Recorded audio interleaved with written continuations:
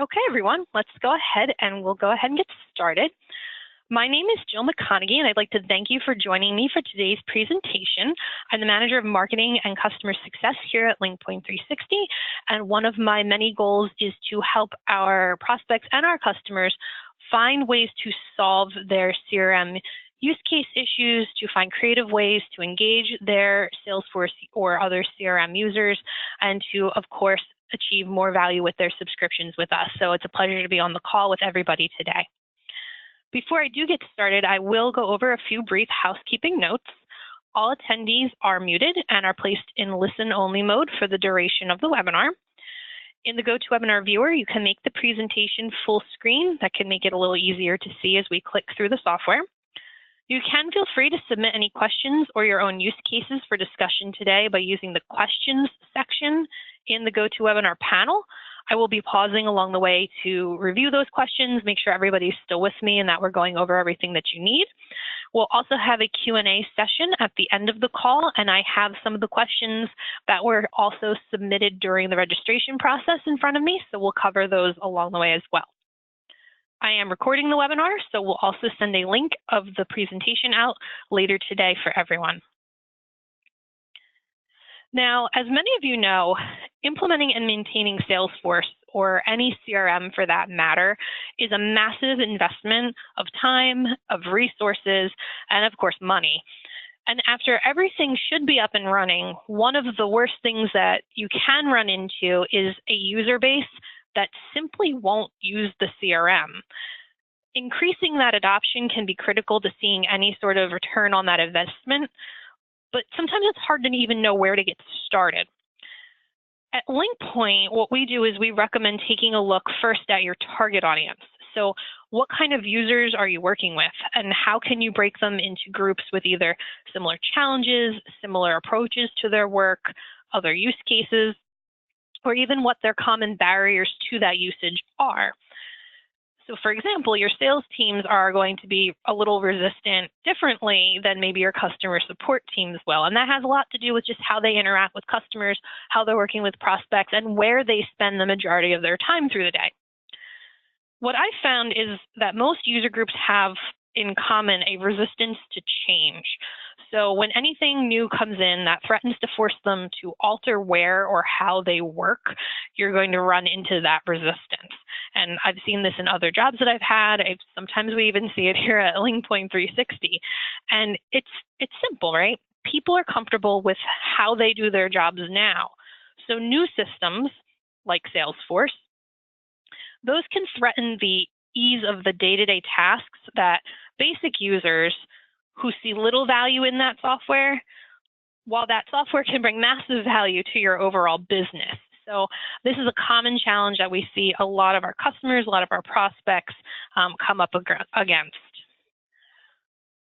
So what LinkPoint 360 does is we design solutions that try to make it easier to simplify or work with using CRM data or populating that data by minimizing the change to existing user workflows. Now, how we do this changes with different offerings that we have because how your users are working may be different, again, across teams or even between different organizations and customer groups. Our solutions are designed to bridge the gap between users who don't want to use Salesforce and those managers or admins or even ownership who want nothing more than Salesforce adoption after putting in all that hard work. So our solutions support a variety of environments. They're designed to try to accommodate a variety of different workflow options.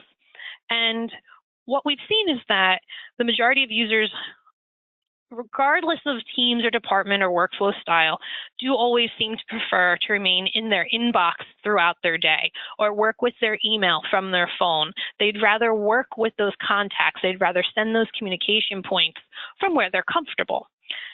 It's where they do the bulk of their work normally. So to accommodate this, we've created 3 different versions of our software. These are our additions, and they streamline how users are going to work between that email, wherever they're accessing it, and their CRM system. This can be done either by adding information, viewing information, and again, all dependent on your workflow. There's a lot of information up on my screen right now. We're not going to read it verbatim, but the 3 editions are designed for different environments. So our desktop is the version most people are comfortable or familiar with, and that's our classic for PC users. Our Desktop Plus edition provides an additional layer of integration for meeting notes and field update and appending.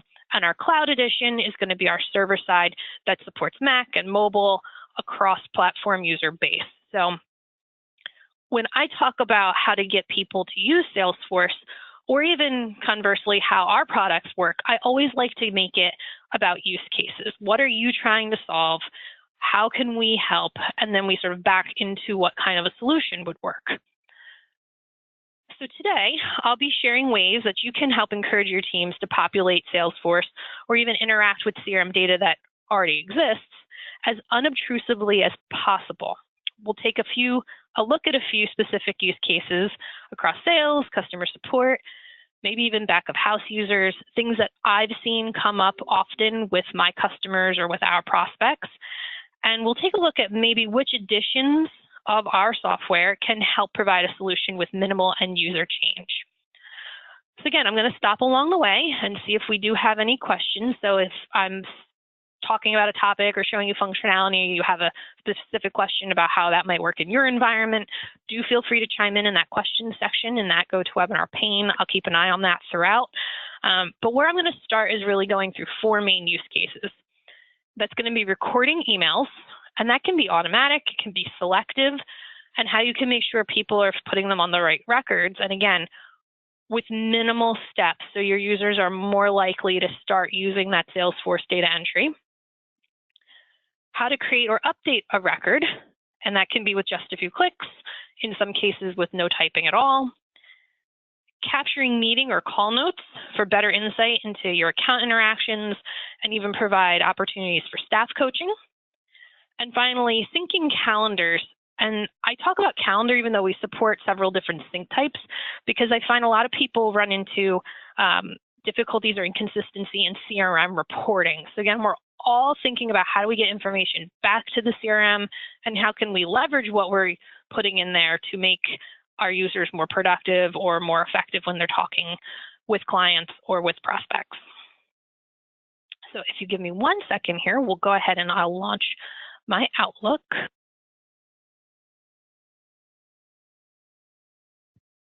Great. And hopefully everybody can still see my screen. If you don't or you see something funny, do feel free to chime in on the chat there. And the first place I like to always start, because it's sort of the most common use case that we do run up against, is email recording. It's one of the main reasons people look for any kind of email to Salesforce integration. You have your accounts, you have your contacts, and if people aren't putting their communication points into the CRM, then you have absolutely no idea what's happening. So we want to make sure we're getting that into the system. Of course, you can send emails out from your CRM, but most users don't do this. It's a little clunkier. There's formatting restrictions. And again, if your users aren't using or populating Salesforce, they're unlikely to want to change where they're actually sending their communication from in the first place. So the first thing I'm going to show you is how to record an email with our Desktop or Desktop Plus edition. And that's what you're seeing on my screen here. This edition, just to repeat, downloads directly to a PC environment. And we'll talk about how to work on a Mac in a moment here.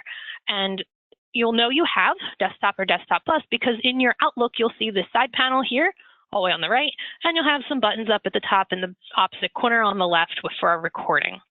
There's a lot of functionality included, but since we're sticking with the email record, I want to show you how simple it is to tag emails back. 2 ways to do this. The first is going to be this Smart Record button. I'm in the top right corner. If I click that, what our system will do is it'll check Salesforce behind the scenes, and it'll look at this email address. So I've got Fred Johnson here. If I find a match, and in this case, I know there is one because my side panel is populated, and I click this Smart Record button, our system will automatically record that for you, and it'll tag the email back to the matching contact. It's a silent record. There's nothing that happens in the UI. You click and you're done. So if you just need this to go back to a contact record, super simple. The bulk of our users choose to go with the record to Salesforce option. I'm actually going to do this as an outbound email just to show you, whoops, wrong screen, a little bit more. So whether you have an inbound or outbound email, you'll see I have this other option, either record to Salesforce in my inbox all the way in the back left, or on an outbound, I have the send and record button. So in this case, let's say I've composed this email and I'm ready to send it out, but I need to record it back to the CRM. All your user has to do is click the send and record button to launch our record window. And what we're doing is we're querying Salesforce for the user. We're doing it based on the email address that we have here in the two CC BCC fields. And we're going to recommend who to send it to. Now, I have duplicates. So the great part about the record window is it lets me choose where to send it to. So I definitely don't want this one. This is the correct thread. I can also choose additional related record to record to. So I know that this is actually related to this particular account, or perhaps it's about this opportunity. I can go ahead and select as needed the items or remove them, depending, so that when I click record now, it'll send my email in this case, but it'll also go ahead and automatically tag this back to the related records I've selected.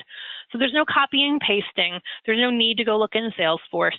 It's a simple query, click, and done. I will point out down at the bottom, not to get off topic, I had an attachment on this email. If I want to also record a copy of the attachment to the selected records, I simply click this checkbox. So email recording along with attachment recording with our desktop or our plus editions is super simple and can be done with a click or two, depending on what you're selecting here in this box. Now, let's say you are working on a Mac, or you're working on your iPhone, or your Android phone, or you have half of your team on PCs and the other half is on MacBooks, and somebody's running around with a Microsoft Surface tablet. And you want one solution to help with email recording across all these different device types. Well, you're not going to be using our desktop edition because remember, this installs locally here to the PC. So we're going to switch you, and we're actually going to talk about our cloud edition. Let's pull that up. So for frame of reference here, I'm in the web browser. So I haven't locally downloaded anything. I'm not working with anything extra. I've actually logged into an account I've created. So with your cloud edition, first things first, it's server side, it's web-based, it's nothing to install. It takes about a couple minutes to set your account up, connect your Exchange and your Salesforce accounts, and set your sync requirements. Single users, smaller companies, people who are trusted to set their own sync requirements, you can absolutely come in here and configure everything, and I'll show you how. But I like to point out at the top here, my test account is an admin account. So for companies with lots of users, or they want a consistent workflow or all of the data to move exactly the same way, you can go in at a subscription level or profile level, which they work as groups of users, and you can configure, preset, and lock down your sync settings for your teams. So it's pretty simple to use, and you can also lock it down and streamline it as much or as little as you want. Okay. All of that said, I'm here and I'm logged in as Sally, and I'm going to show you how simple it is to record email. Now remember, we're doing a little bit different here. We're actually connecting to Exchange behind the scenes on the server.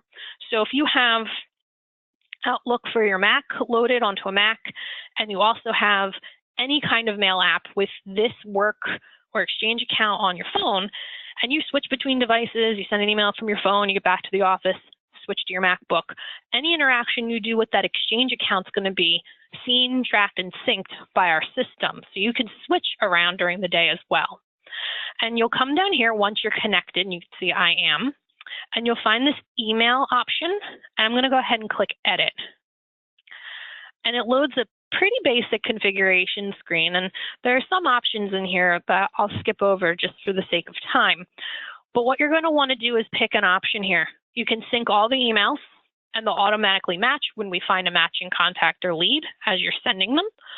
Or we do have an option, which we can go into more detail on another call if you're interested, on how to actually tag emails to one-off sync. So you can have sync everything or sync only the items that I tell the system to sync. And we do that with CRM categories and a couple other mechanisms that we've built into the platform. Once you select one of these, and just to show you, it's fairly straightforward when you want the sync to run, what folders, etc., and you click save, which I'm not going to do here, it turns the sync on. And once you've done that, you'll see it's enabled, it'll run, it runs roughly every 30 to 60 minutes, and it syncs any changes or any emails that you've sent in that time period. So if you're looking for automated email recording cross-platform, cross-devices, per user, per Teams, Cloud Edition is super simple. There's nothing else to show you, simply because as you're sending and receiving emails, this system's running in the back end. It's doing the matching for the user, and it's syncing those emails automatically. Any of the additions that you choose, all the emails get synced to the activity history in the Salesforce, and you'll be able to see them and any related files. I'm going to stop there and just check in and see if we have any questions before we move on to another use case.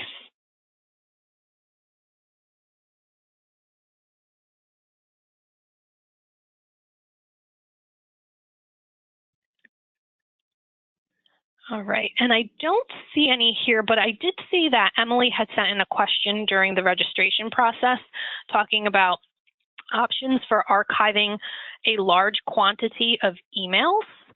And that may be something we can consult with a little further on a separate call, but I will say with the email sync in cloud, if you choose to use that, you can go back a certain number of past days and it'll run a sync for all of the emails that you had in that account. I think there is a limit on how far back it can go just because of server bandwidth. And if you're working on the desktop, you can, in some cases, multi-select. So in this case, see, I have the emails from Fred and Michael, and if I had 20 more, I could select them all at once. And if you click Smart Record, it'll one-off record Fred's email to Fred's record, Michael's email to Michael's record, and you can sort of bulk record your email straight from your inbox to get started. I'd have to check and see if there's a limit on how many can go at a time, if there is maybe a Salesforce limit behind the scenes, but that's a really handy way to sort of bulk update. So Emily, if you want more information about that one, you can certainly let me know. I also see that we had a question during registration from Susan talking about what to do for people who use your Outlook webmail, and the best solution for that is most likely going to be the Cloud Edition. And again, the desktop edition is a PC installation. So if you have people using webmail, phones, Macs, anything that's not your run-of-the-mill personal computer, Windows machine, we're going to recommend that you go with the Cloud Edition. Now, next I'd like to talk a little bit about how to actually create records, because it's one thing to talk about how to record an item, but what if the record doesn't even exist in the first place, or you need to make a change to the record? And for that, both of our desktop and our Plus editions include smart forms as a quick way for you to make updates or add records from scratch. And you'll know you have smart forms, and if you do not, please let me know and I will make sure your system is upgraded. But you'll know you have smart forms when you look at your side panel and you see lots of pencil icons scattered all throughout. That's our smart forms icon. And there are two different ways you can do it. You can create and you can update. And the great thing about them is they're quick, they're dynamic, and they respect all of the rules that you have set already for your Salesforce. So if you've already set up required fields, record types, workflow rules, and you're trying to get people to populate data and work with it, this is a great way, because then I don't have to leave Outlook. Super quick to demonstrate. Let's say I want to update Fred's information here. I click the little pencil icon for Fred. Wrong screen. There we go. And there's your smart form. Everything on here will be different for you because it'll be custom to how your page layout is in your Salesforce. Red for the required fields, real-time changes. So I can put anything I want on this record, make any additional changes, click OK, and it's a real-time write, and you see my side panel even refreshed to the wrong record. There you go. And in just a second, all those changes were immediately written up to CRM. You can do that from anywhere. So you could do that on an opportunity.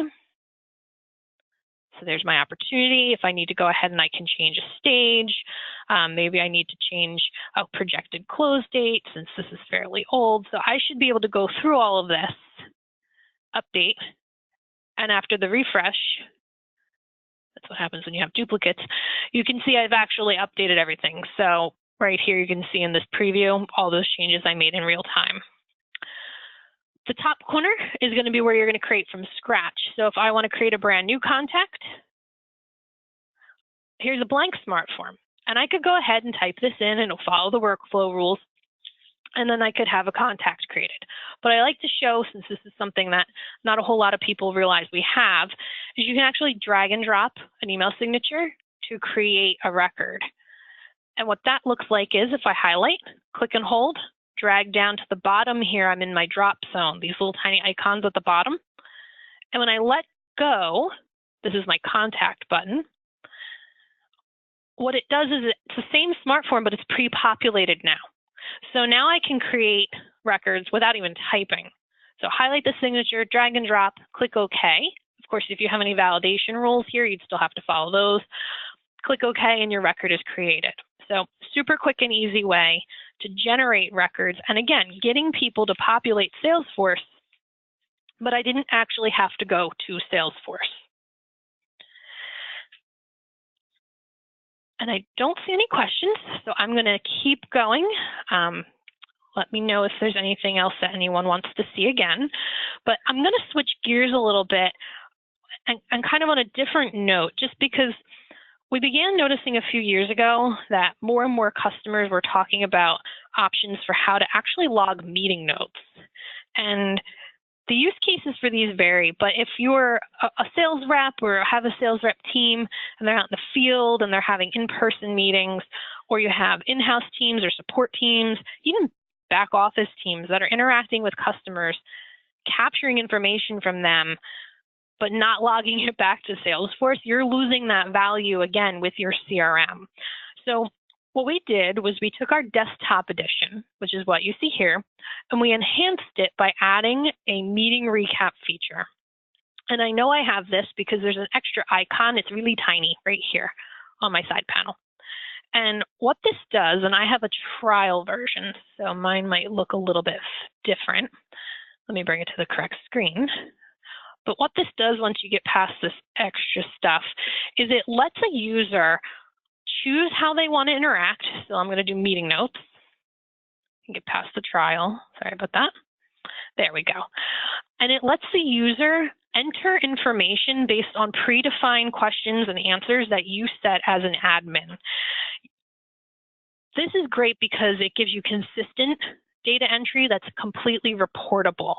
So for example, if I'm a sales rep or even a support person and I'm working with this opportunity here, because we know it's an opportunity record, now the system's designed based on how you want your questions and answers to run, to prompt me not just to give meeting feedback, but critical, valuable, essential meeting information that the managers, admin, ownership want captured. So it's not just what I think was important on the call as the sales rep, it's I'm being prompted to provide specific information that's valuable to the organization. So let's see. Everything here is customizable. You can have single select, multi-select, text fields, date fields, all that good stuff. So maybe as I go through this, what I'm doing is I'm identifying value, right? I'm figuring out purchase decisions. I'm learning about the competition, and this is all customizable. Mine's a little bit bare bones just because I have a demo set up. But you can see I can go through, I can select all these options, change the stage, and each of these can be mapped back to a specific Salesforce field. So this expected deal revenue, that can tie back to a specific field in Salesforce that you are going to be reporting on. Let me just flip through a couple more of these. And what you'll see is it's also saying that once I click go, it's going to populate the fields, plus it creates a summary that gets added to the activity history, and it can even email a manager about the interaction. So what you're getting is consistent data that follows your business rules, and this is done now, And it doesn't look like much happened, again, because this is behind the scenes and it's been written to Salesforce. But what will happen is with all the fields that are updated, now you have accurate info. People aren't just going on meetings, talking with prospects, and then coming back and moving on to the next thing. You're getting insight, you're able to do projections, and if you're not seeing things following best practices in your company, or you're not happy with some of those answers, it does open up a really great coaching opportunity, especially even on the support side or back of house. If you're trying to get people to follow certain processes, this will help identify whether people are getting the right answers or if there are trends in responses you're getting from prospects. So that meeting recap can be designed to give you specific business value. One thing I can't show you because my iPad isn't working with the casting today is there's a mobile app for this. So what I just showed you where I clicked the icon and got the pop-up box here, that's great. But what most of our customers are doing is they're loading that app on their phones, on their iPads, on their Android devices. And when they're having those in-person meetings in the field, they can pop out of the meeting, click very quickly through the series of questions, input the data, and it'll sync back up to the CRM behind the scenes. So at the point of the conversation. So again, we offer that all included in that Plus edition. So you get either the side panel integration here, or you can also have access to that mobile app. Just going to check and see if we have any questions before I go over the last use case. And I know John had asked during registration about integration with AI. And when we talk AI, that meeting recap feature is sort of our initial foray into that. So you can have conditional questioning, you can have completely different question and answer prompt sets based on user groups, on types of sales reps or types of service providers in your company. Everything can be conditional. So if they select answer B for question 5, it can take them down a completely different path of questioning so you get exact information. So talking from like an intelligence standpoint, it can really be designed to prompt people through a fairly complex process.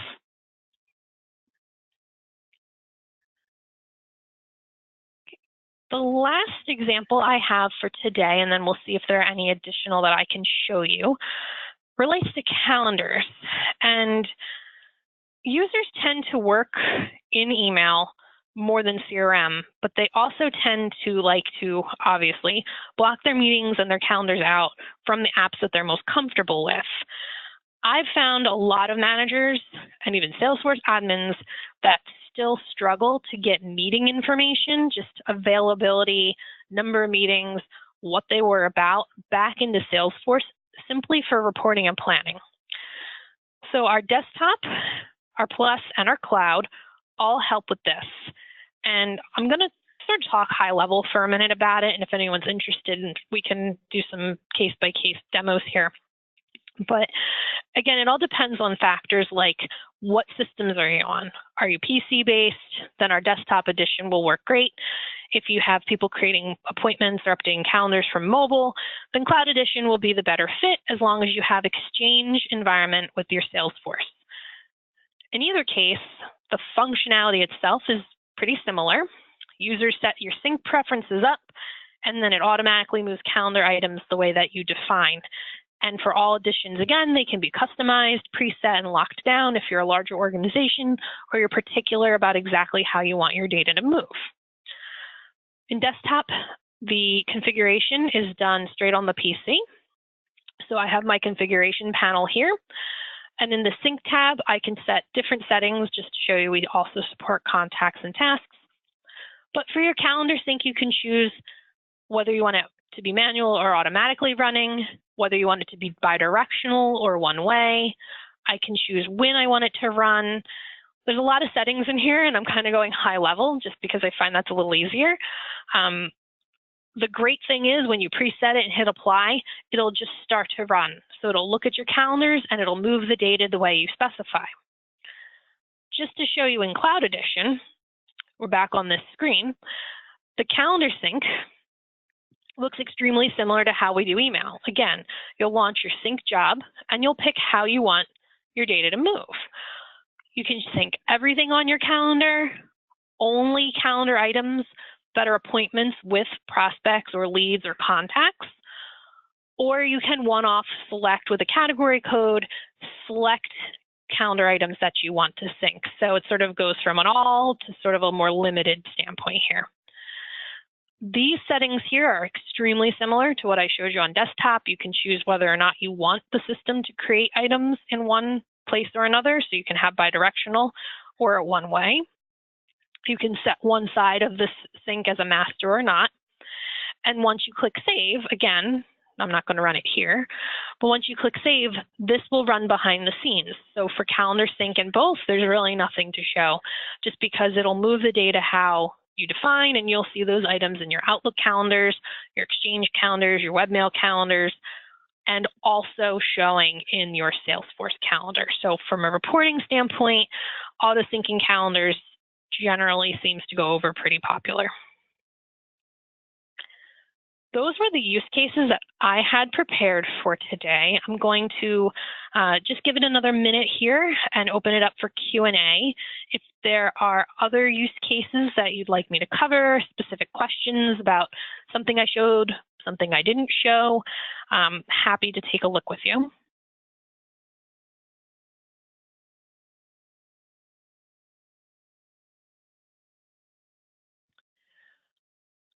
Also, if you're like me, you'll think of questions after the fact, and that's perfectly fine. You can email customer success at LinkPoint360, and I will be behind that email address, so you can certainly send over any other questions that you may have about things. I do see, yes, Hattie, excuse me if I'm saying your name wrong. We will be sending out a copy of today's recording after a little bit, probably this afternoon. So feel free to share it with everybody else. I know this wasn't a full training. We're looking at solving use cases here, but if there's something else that you would like me to walk you or your teams through, we can certainly do that. I am going to switch back here just because I like to throw this up on the screen at the very end of presentations that I do to remind you of how many resources we have. I glossed over a couple of use cases. There's a lot more that our software does. There's a lot more you're trying to do with Salesforce. It's hard to cover all of that in 30 or so minutes. So please feel free to check out the online knowledge base we have. You can search it, you can look at specific topics, there's videos. So if you're looking for something particular, you can always start there. We do have an additions page also on our site. I don't have a link up to that on the screen, but I can send that out.